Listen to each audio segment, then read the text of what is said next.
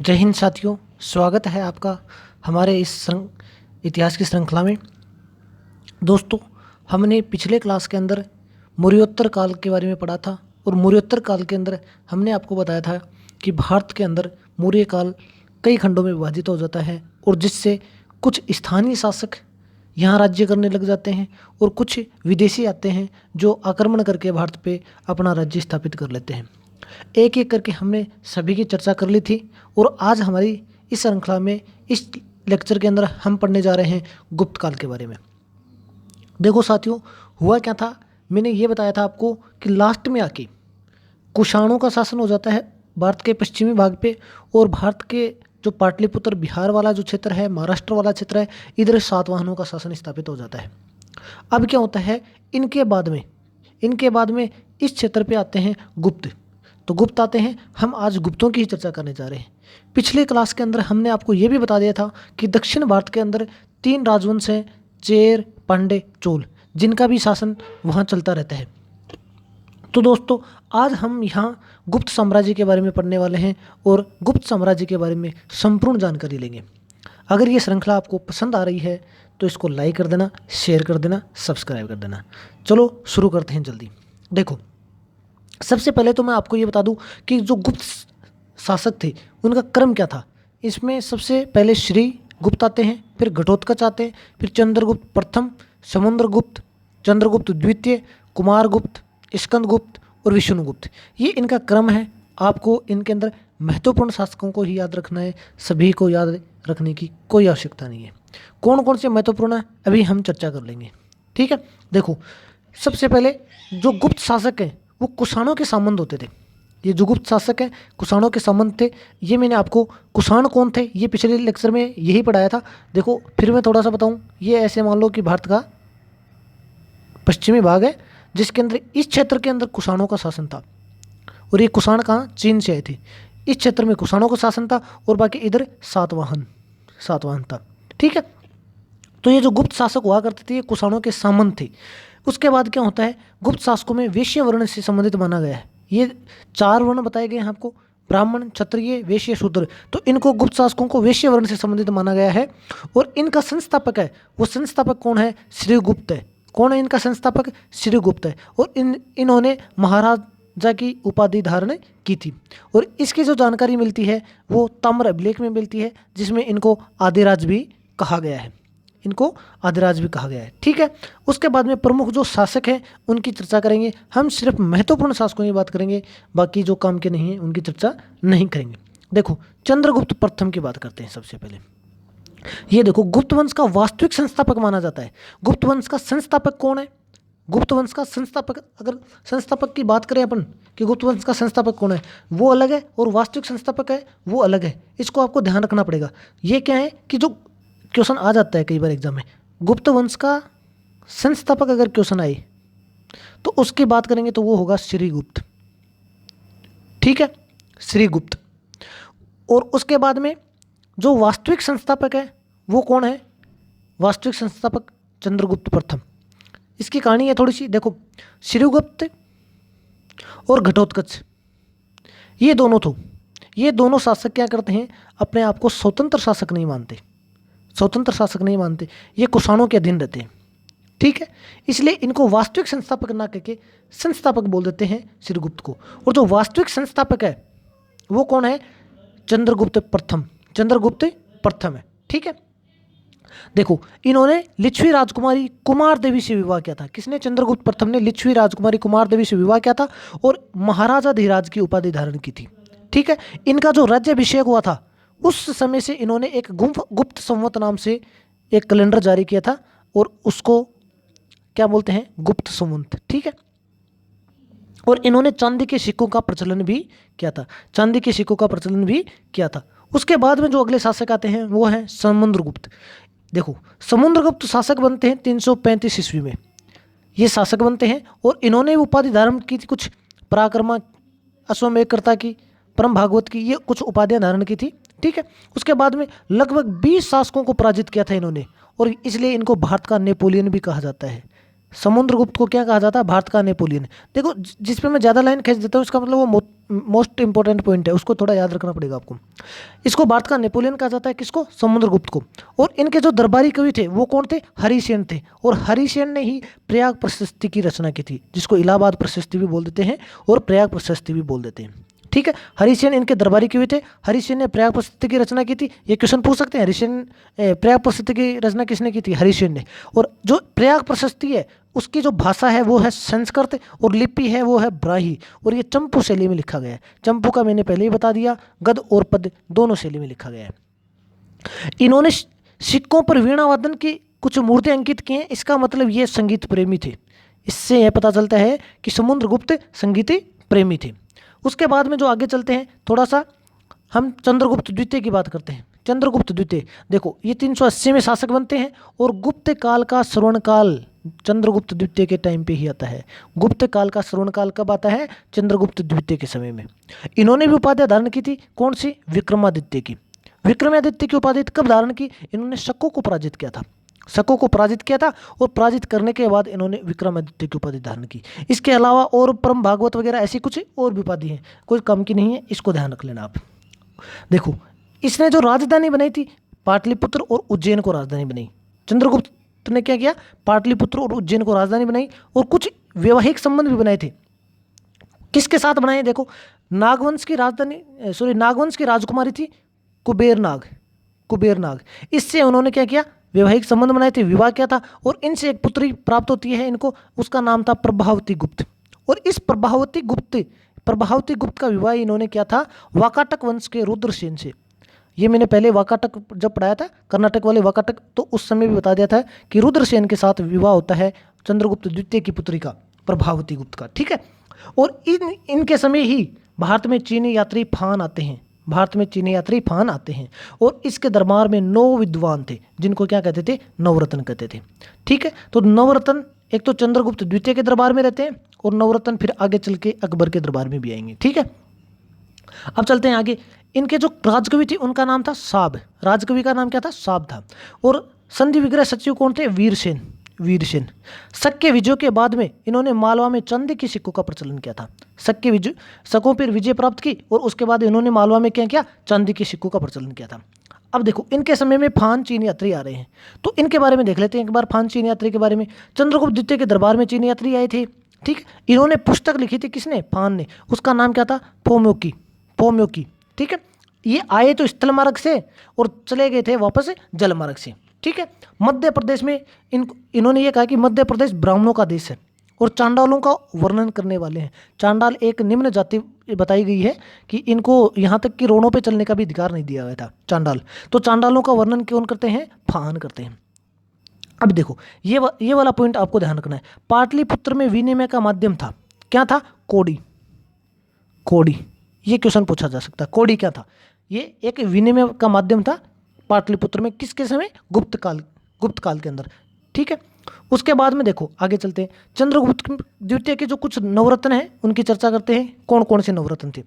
इनके दरबार में कालिदास रहते थे, ये इनके सबसे प्रमुख नवरत्नों में शामिल थे। उसके बाद में धन्वंतरी थे, ये क्या थे? चिकित्सक।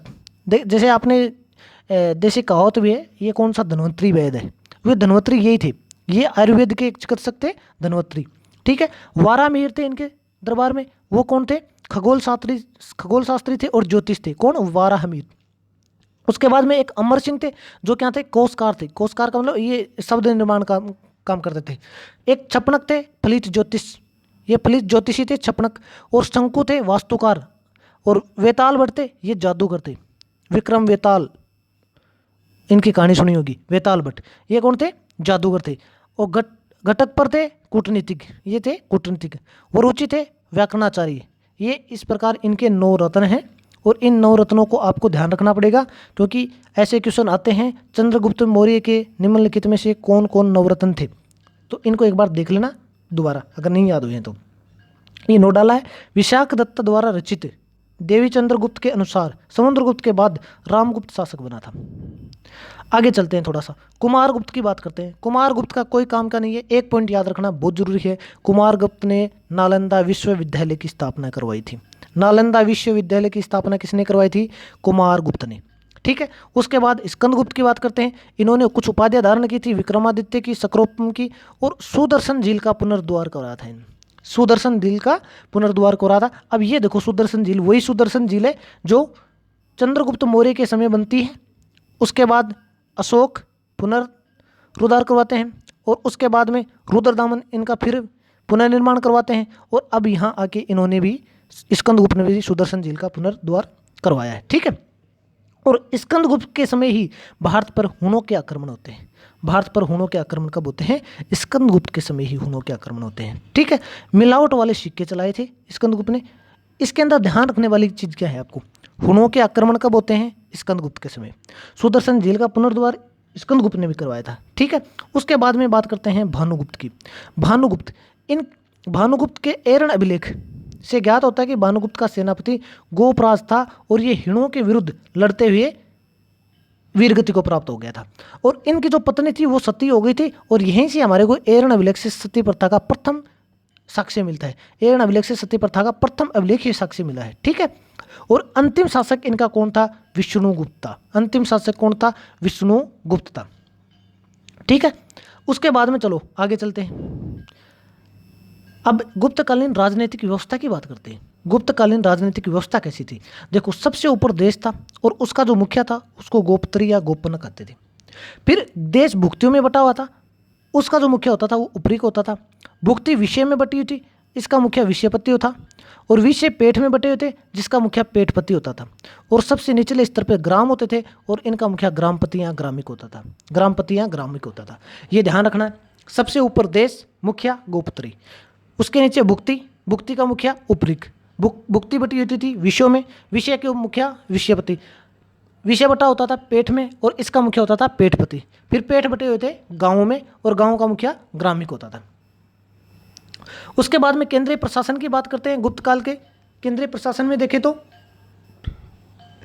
जो शासक का प्रमुख कहलाता था राजा। शासन का प्रमुख कौन था? राजा कहलाता था। और राजत्व का देवीकरण किया गया था। यहाँ पे राजत्व का देवीकरण का मतलब राजा अपने आप को देवता के समान मानते थे। ठीक है।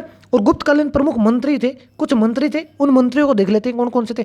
कुमार मात्यम होते थे, वो सर्वोच्च प्रशासनिक अधिकारी होते थे। कुमार मात्यम सर्वोच्च प्रशासनिक अधिकारियों को कहा जाता था।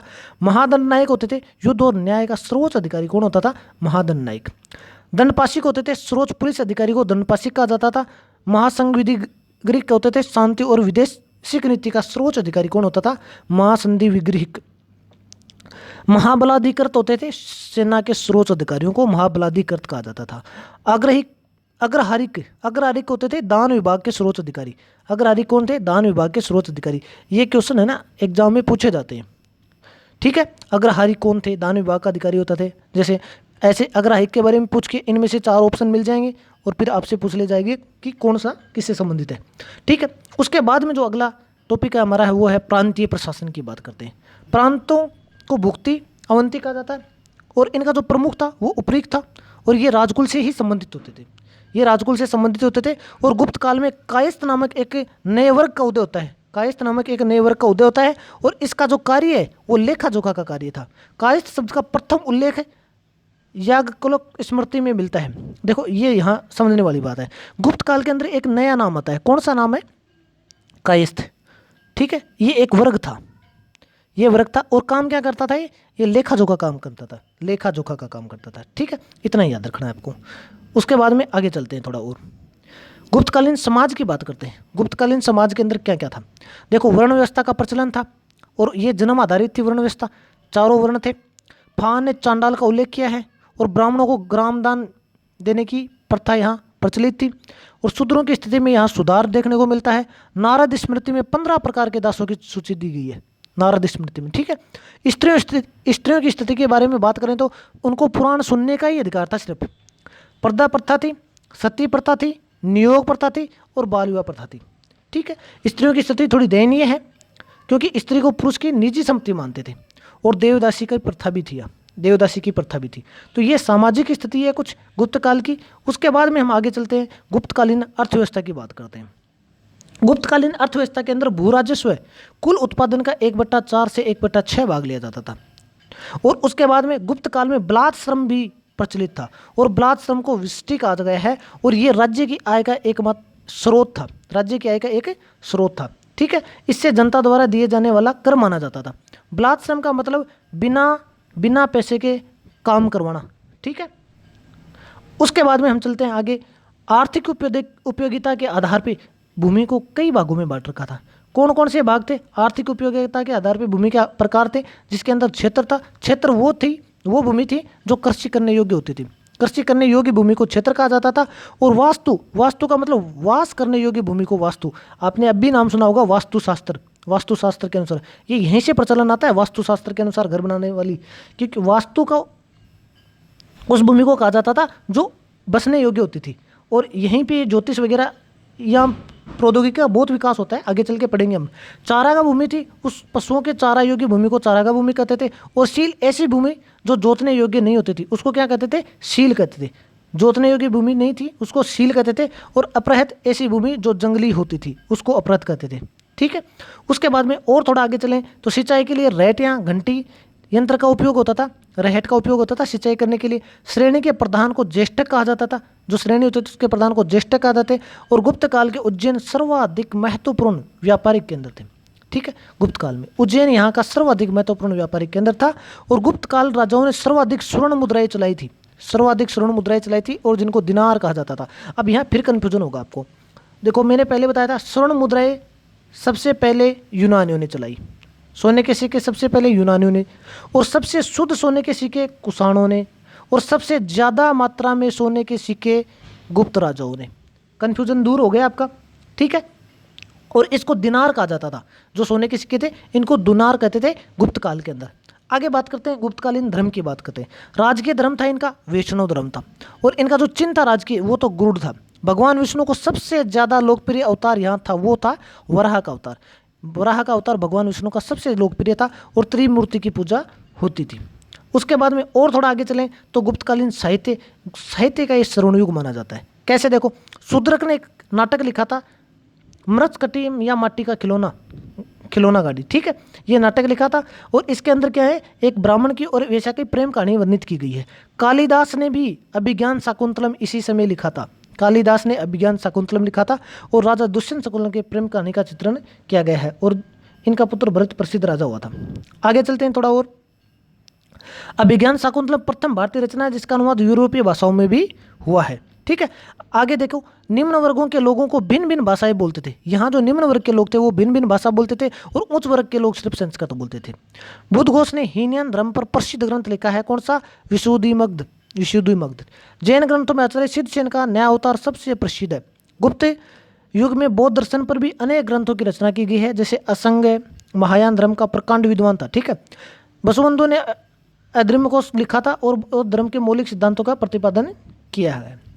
आगे चलते हैं। देखो, गुप्त काल में विष्णु शर्मा द्वारा लिखित पंचतंत्र संसार का सर्वाधिक लोकप्रिय ग्रंथ माना जाता है। ठीक है, और ये बाइबल के बाद में दूसरे स्थान पर है।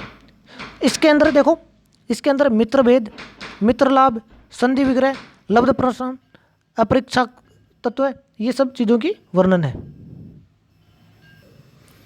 आगे देखो, आगे चर्चा करते हैं हम।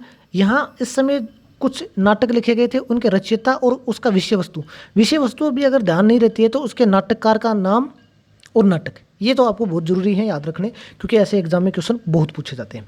देख लेते हैं, एक बार चर्चा कर लेते हैं। अभिज्ञान शाकुंतलम लिखा था कालिदास ने।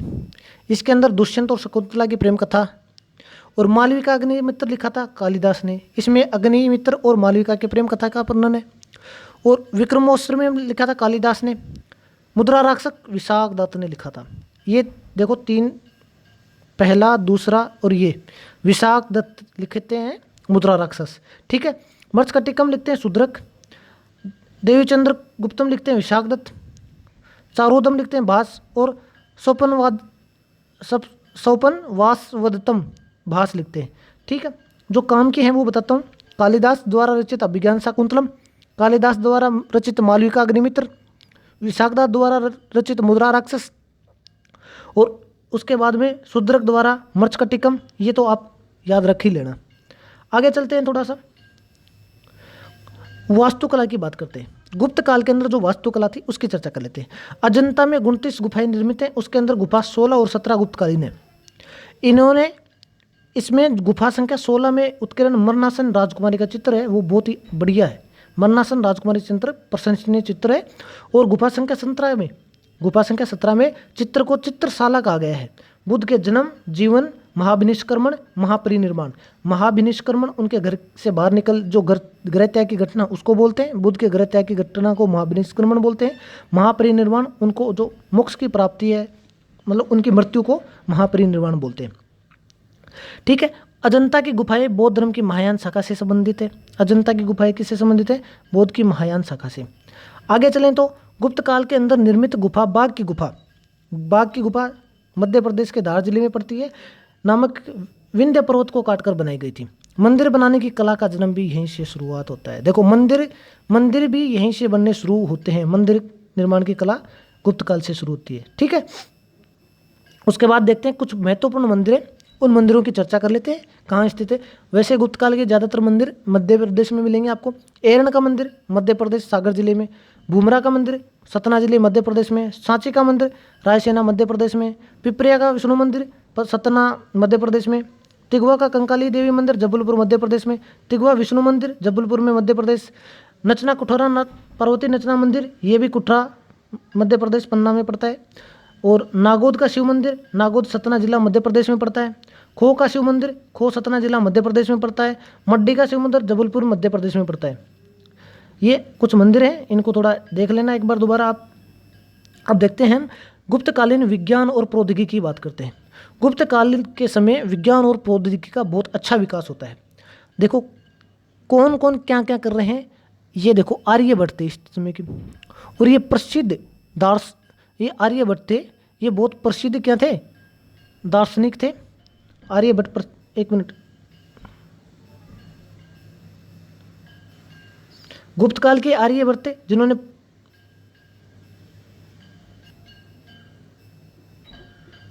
ठीक देखो गुप्त काल के अंदर आर्यभट्ट थे, उन्होंने प्रसिद्ध ग्रंथ आर्यभट्टियम लिखा था। और अन्य ग्रंथ थे दासगीत सूत्र और आर्य षष्टक।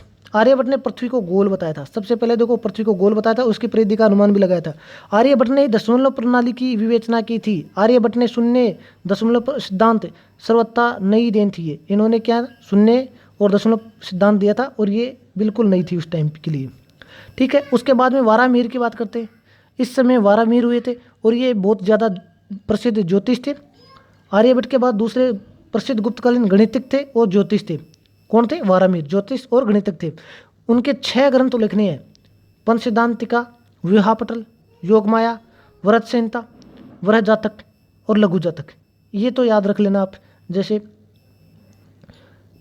पंच सिद्धांतिका, वरह सिद्धांतिका, वरह संहिता और वरह जातक, ये याद रखना आप। ये किसकी लिखी द्वारा किसके ग्रंथ हैं? वारामिहिर के। फिर ब्रह्मगुप्त की बात करते हैं। ब्रह्मगुप्त की गुप्तकालीन गणितज्ञ थे ये। इन्होंने ब्रह्मस्फुट सिद्धांत दिया था। ये एक पुस्तक है इनकी, ब्रह्मस्फुट सिद्धांत, इसकी रचना की थी। और ब्रह्मगुप्त के बाद खंड खाद और ध्यान ग्रह की रचना भी की थी। आगे चलते हैं। उसके बाद में चिकित्सा शास्त्र की बात करते हैं। चिकित्सा के क्षेत्र में धन्वंतरी वे थे और ये आयुर्वेद के प्रसिद्ध विद्वान थे। चंद्रगुप्त विक्रमादित्य की राजसभा का ये सदस्य भी माना गया है। और गुप्त काल का प्रसिद्ध रसायन शास्त्री और धातु विज्ञानवेत्ता नागार्जुन थे। नागार्जुन कौन थे?